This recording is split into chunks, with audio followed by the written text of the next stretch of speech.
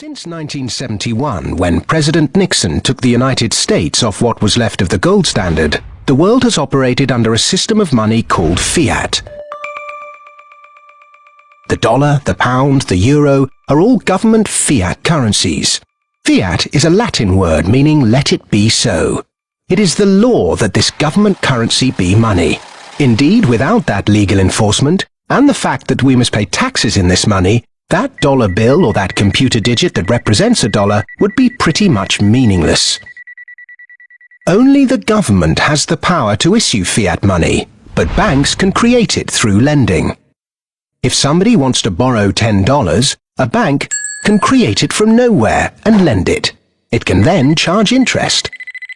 Banks also create money by lending against an asset, such as a house. They're given the deeds to the house, and they create the money out of nowhere and lend it, at interest of course. Over the last 40 years, since this fiat system of money became the global norm, the supply of money has grown exponentially. In fact, we've seen the greatest growth in the supply of money in history. But who benefits? Of course, those that have the power to issue money, governments and banks. They haven't had to do anything productive, they just create money.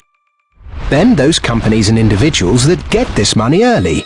They can spend it before the prices of the things they want to buy have risen to reflect the new money in circulation. In other words, they get services, products, assets cheap.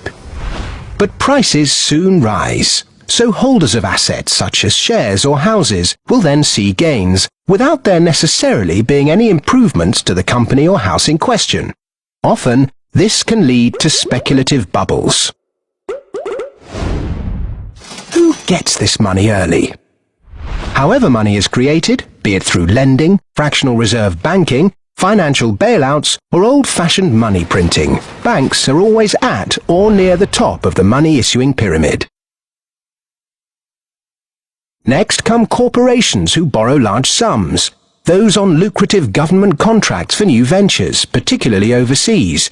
Banks' associate companies and partners. Those that borrow early and at low rates. And the bank's senior employees.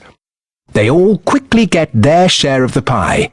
In some cases, this will come in the form of bonuses. But what about those at the bottom of the pyramid? Those on fixed wages or incomes? Those who live in remote areas? Or those with savings? By the time this newly created money has filtered down to them, the prices of the things they want to buy have increased. Their savings buy them less, however, and their wages remain largely unchanged. In some cases, they have to take on debt just to be able to afford the things they were previously able to buy, which means they have to go back to the banks. In reality, this process of creating money only redistributes wealth from the bottom to the top of the pyramid, and thus that ever-increasing gulf between rich and poor gets bigger and bigger and bigger.